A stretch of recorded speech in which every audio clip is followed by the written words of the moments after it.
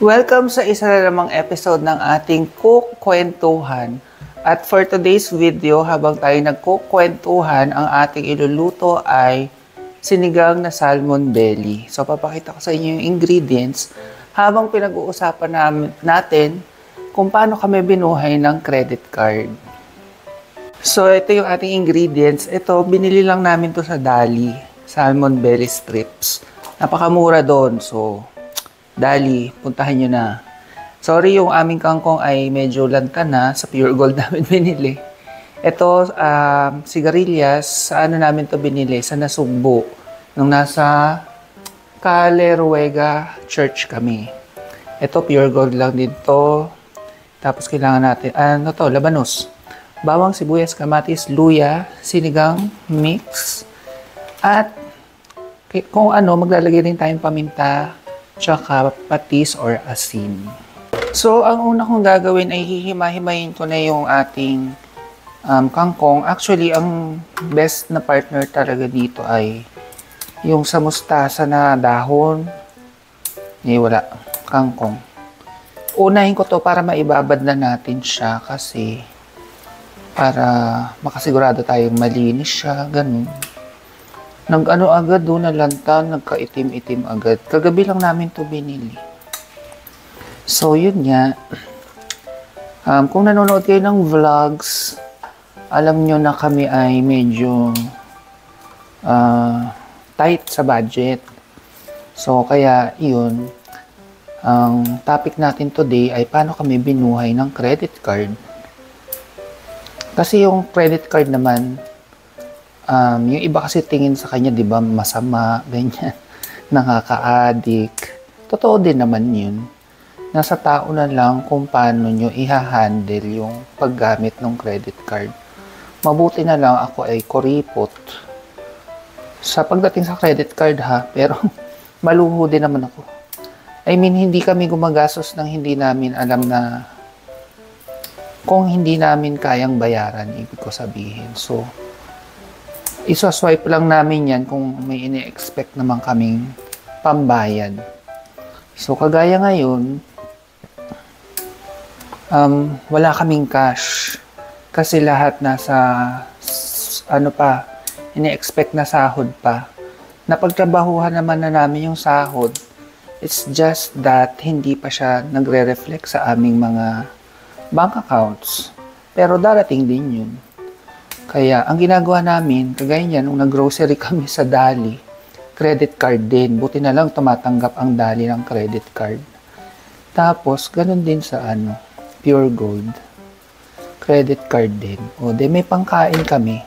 Supposedly, mas mura talaga mamili sa palengke, di ba? Yung mga ganitong kangkong, mas fresh pa. Kaso, hindi naman tumatanggap ng credit card doon. Kaya, supermarket muna tayo. Pati yung salmon namin hindi sa palengke binili. Siyempre, mas fresh yung sa palengke. Ito ay, tawag doon? Frozen. So, yun yung isang example kung paano kami binuhay ng credit card. Yung isa pa, sa mga nanonood din ng vlog, alam yung lahat ng gamit namin dito sa bahay ay galing din sa credit card. Hulugan, lalo na yung ref. Di ba sa Abenson may mga 0% interest na installment. Yung iba, pwede 2 years. I think itong sa amin, 6 months. Ay, hindi. Ito, hindi namin siya 0% installment kasi that time wala siyang ganung offer. So, ang ginawa namin, straight cash siya.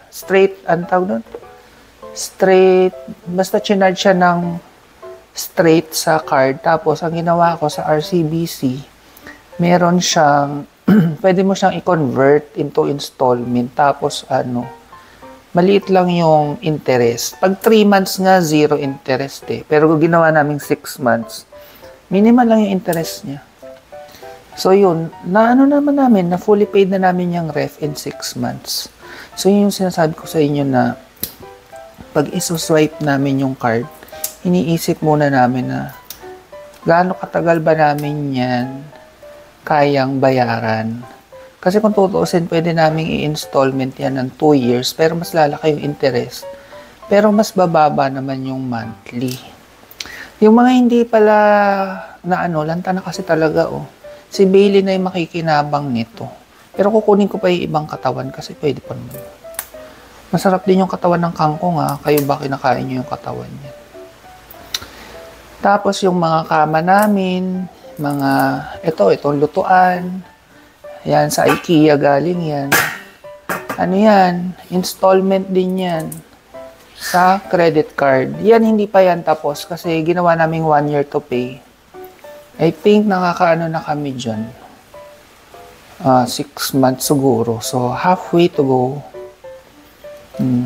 Umabot ng mga almost 100K yung kama, mga cabinet, mga lutuan, ganyan. So, nung in-installment ng 1 year, nasa 9,000 plus per month. Ayun. Pero yun nga, yung ngayon talaga, sobrang helpful siya sa amin dahil tayo ay may pagkain dahil sa pagsuswipe-swipe. Anyway, wait lang. Babad ko na to sa tubig, tapos maghihiwa-hiwa na tayo ng panggisa. So, ito pa palang sigarilyas, ibababad na rin natin. May pinatanggal sa akin si Mahal sa bandang gitna, basta hinihila lang. Hindi ko na napakita sa inyo. Tapos, actually, first time ko tong ilalagay sa sinigang. Sinabi lang to sa akin ni Mama na masarap din daw siya sa sinigang ang sigarilyas. So, yan. Try natin. Favorite namin to eh. Lalo na sa ginataan na pusit. Naglalagay ng sigarilyas. Ang sarap. Minsan i-guess natin si Gerald kasi siya yung masarap magluto ng ginataang pusit na mayroong sigarilyas. Hindi ako marunong. Para may guess tayo sa kukwentuhan. Yan. Salamat nga pala sa mga nanonood at nagsasabing nagustuhan nila yung ganito na may cooking ulit tayo kasi dati daw sa vlog ko maraming ganito. Pag busy kasi, ang hirap mag-vlog, tapos magluluto ka pa, tapos magtatrabaho pa ako. Ngayon medyo may break ako sa umaga, in between ng trabaho ko, kaya yan, may time tayo. Hihiwa na ako ng mga panggisa natin. Tapos, sabi ni Mahal, yung salmon daw, ilamas ko muna sa kalamansi at paminta para mabawasan yung lansa. So, gagawin natin yun after natin maghiwa-hiwa nito. Anyway, back dun sa ating topic for today's kukwentuhan. Yun nga, huwag matakot sa credit card. Basta maging responsable lang. Kasi, ang maganda pa dun, gumaganda yung credit score rating natin. Habang ginagamit natin siya, tapos nakakabayad tayo ng on time. So, ang nangyayari, tumataas yung credit limit. Tapos, pag nag-loan tayo, kunyari, sa housing loan, ganyan. Or kahit mag-travel, sa Korea ngayon, credit card na lang daw pwede. Pag mag-apply ng visa, kasi titingnan lang yung nyo, yung credit history, yung score, ganyan. So, marami siyang benefits. So, mas madaling maka-loan pag good payer ka. At mas mataas yung maloloan mo. Tapusin ko lang yung paghihiwa-hiwa. So, tapos ko nang hiwain yung ating mga panggisa, pati yung ating labanos, pati yung ating gulay, yung kangkong, tsaka sigarilyas. Ngayon, ito naman yung ating salmon belly strips ay aking lalamasin sa kalamansi at paminta para mabawasan yung lansa niya. Kasi malansa talaga ang salmon, di ba? Yan. Yung ginagamit nga pala namin kalamansi ay yung itong squeezed na nabibili sa SNR. Suki kami nito as in ever since. I think nasa Bulacan pa kami nakatira. Tapos ngayon nandito na kami sa Laguna. Talagang ito na yung gamit namin. Kasi, hindi siya nabubulok. Unlike bibili tayo ng kalamansi sa palengke, pwede siyang mabulok sa ref, lalo na kung hindi agad nagagamit. So, maglagay lang ako.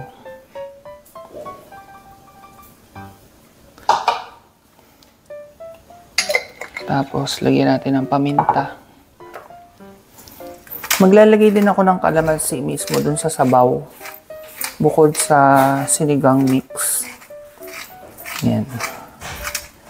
Huhugasan ba to after lamasin? Yung salmon? Hugasan mo muna. Hindi, after malamas, huhugasan. Oo, ganyan na siya. Ganyan dapat. Ay, pwede hugasan. Okay. Nakaharap ko sa camera. Ay, sorry. Ayun. Andito. Ay, okay. Yan. Ano lang mabawasan? Magkano nga ito? Natatandaan mo? 159. Ang mura, di ba? Ang mahal-mahal ang salmon. Salmon sa Pilipinas. Oo.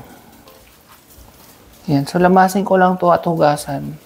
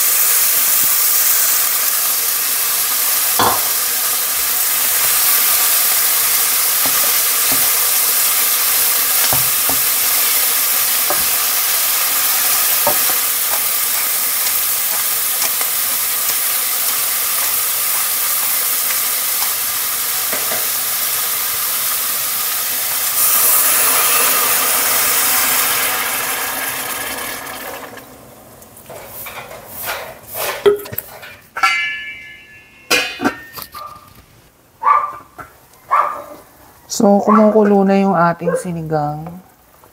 Hindi naman to, kailangang pakuluin ng pakuluin kasi madaling maluto yung salmon. Isasabay ko na rin itong labanos para maluto na rin siya. Tapos titimplahan ko na rin ng alat tsaka asim para pagkakulo uli, okay na, luto na yan. Timplahan na natin ang asim bago ko ilagay yung yan.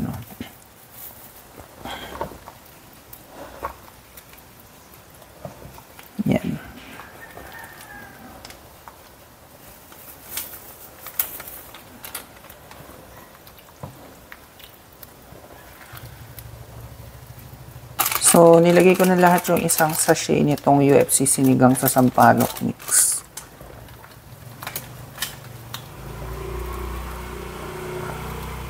Yan. Titigman ko kung may alat na siya. Kasi minsan yung sampalok mix may alat na yan.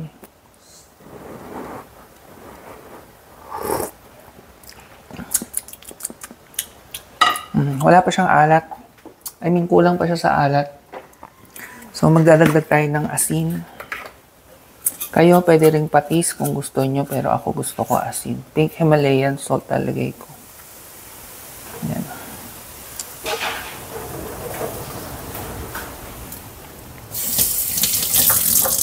Tapos, maglalagay na rin ako ng kalamansi.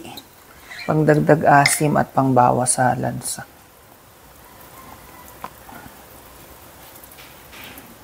Yan.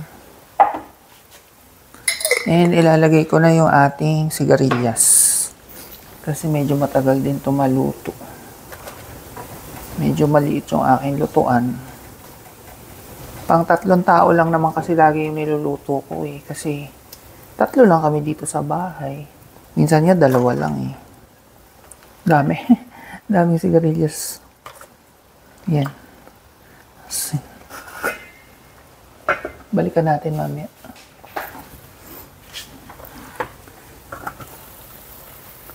So, supposedly, meron pa tong siling green, yung pangsigang. Kaso, naubusan kami. So, kayo pag nagsigang, lagyan nyo na lang. So, ilalagay ko na rin yung kangkong. Okay na yung timpla niya sa akin eh. Tama na yung asim, yung alat. So, pag naluto na tong kangkong, pwede na to. Tapos na.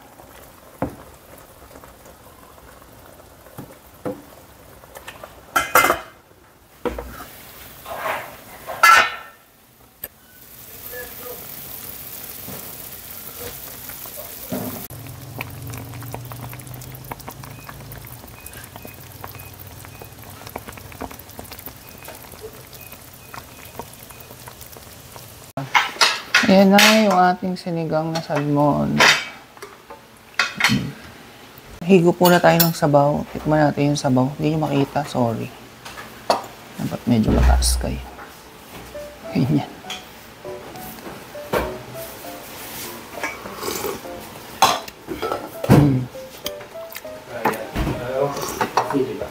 Sarap. Tikman natin yung salmon kung nawala ba yung lansa.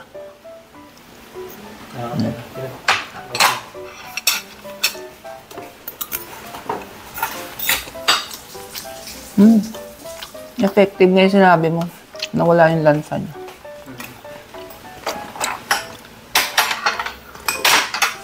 Okay naman yung salmon kahit frozen. Tapos mura pa. Tingnan natin sigarilyas. Si mama nagsabi maglagay ng sigarilyas sa sinigang.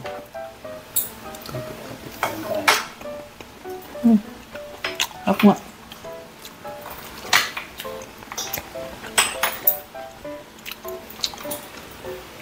Siyempre yung paborito ko, labanos.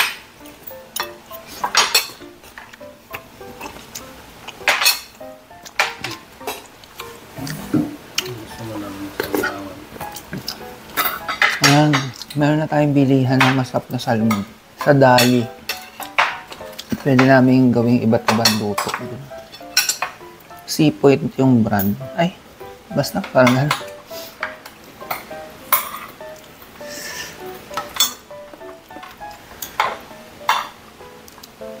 Kinakain ba yung kaliskis? Sabi din. O hindi mo kinakain? Meron tayo ditong sili na may patis.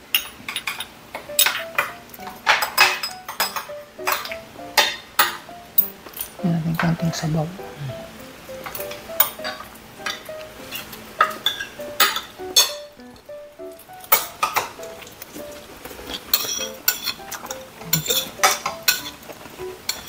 Mas lalo sumarap dahil sa patis. Ito na sabaw.